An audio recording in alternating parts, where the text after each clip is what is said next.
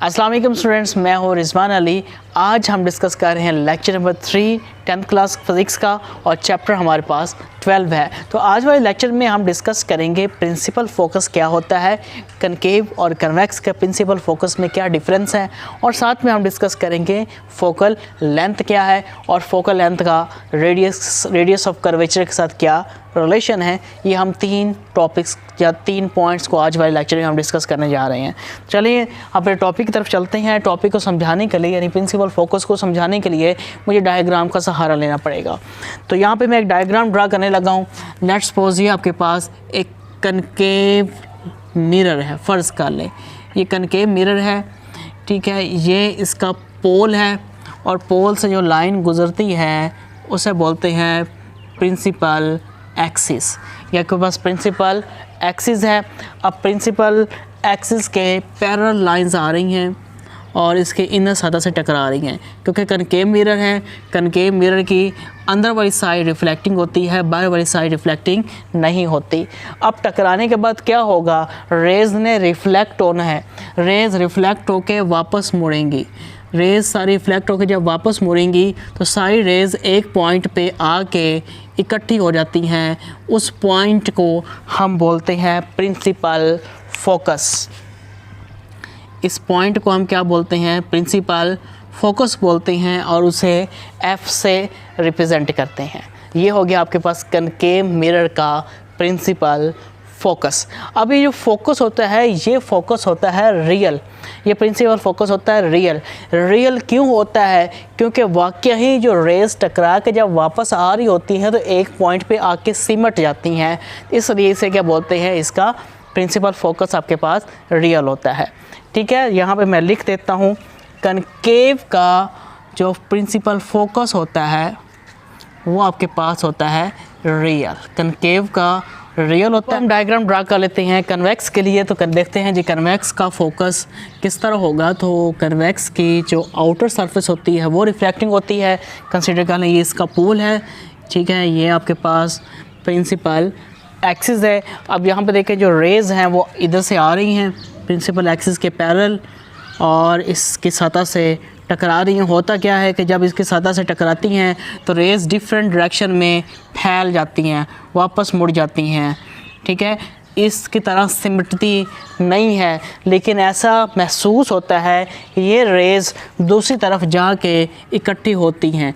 महसूस होता है, होता नहीं है इस तरह, ठीक है। ये हकीकत में इस तरह इसका कुछ होता नहीं, समझ लें कि आंख का धोखा है। जब आप इधर से देखेंगे ऐसा लगेगा रेज़ वहाँ से निकलती हुई दिखाई दे रही हैं, हालांकि वो इधर से निकल नहीं रही बल्कि ये रेज़ वापस से मुड़ रही हैं। तो ये वाला जो पॉइंट जहाँ से रेज़ निकलती हुई दिखाई देती हैं उस पॉइंट को हम कहते हैं फोकस, ठीक है।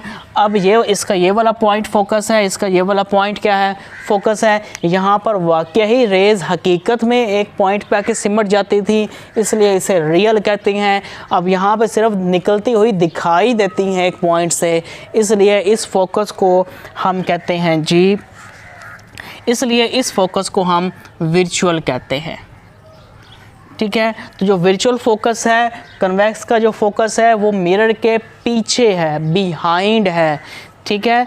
ये फोकस कहाँ पर है, ये फ्रंट है इसका, ये बैक है। तो ये किस तरफ हो गया, बिहाइंड हो गया, पीछे की तरफ। ये वाला जो फोकस है ये मिरर का फ्रंट है, जो रिफ्लेक्टिंग सतह होती है वो फ्रंट होती है। तो ये कहाँ पे बन रहा है, फ्रंट पे बन रहा है, ठीक है।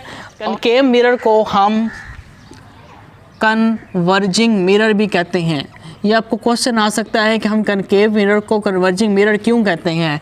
आपने ये जवाब देना है कि क्योंकि वाकई में ही रेज़ रिफ्लेक्ट होने के बाद एक पॉइंट पे आके सिमट जाती हैं, इसलिए इसे क्या बोलते हैं, कन्वर्जिंग मिरर बोलते हैं। और कन्वेक्स को डाइवर्जिंग मिरर कहते हैं। क्यों डाइवर्जिंग मिरर कहते हैं, क्योंकि रेज़ एक पॉइंट से निकलती हुई दिखाई देती हैं और इकट्ठी नहीं हो रही बल्कि फैल रही हैं, डिफरेंट डायरेक्शंस में फैल रही हैं, इसलिए इसे हम क्या बोलते हैं, डाइवर्जिंग, यानी फैलाने वाला मिरर रेज़ को फैला देगा, इसलिए इसे क्या बोलते हैं, डाइवर्जिंग मिरर भी कहते हैं। कन्वेक्स को डाइवर्जिंग मिरर कहते हैं और कनकेव को कन्वर्जिंग मिरर कहते हैं। अब चलते हैं फोकल लेंथ के दरमियान।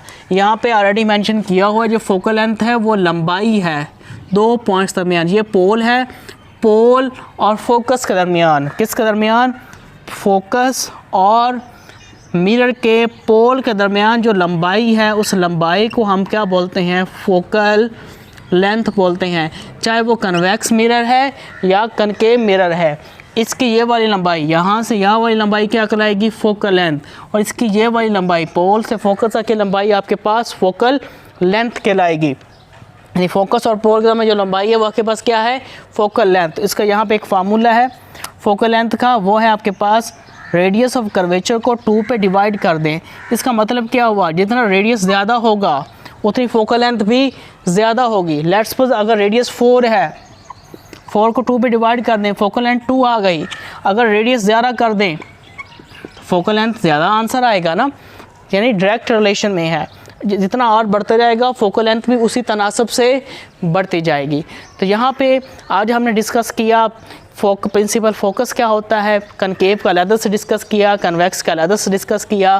फिर हमने ये डिस्कस किया कि कन्वर्जिंग मिरर क्यों कहते हैं कनकेव को और कन्वेक्स को डाइवर्जिंग मिरर क्यों कहते हैं। फिर हमने फोकस के दरमियान डिफ्रेंशिएट किया, एक का वर्चुअल है और एक का रियल है, एक का पीछे बन रहा है और एक का फ्रंट पे बन रहा है। और साथ में हमने फोकल लेंथ को डिस्कस किया जो कि डिस्टेंस है बिटवीन 2 पॉइंट्स।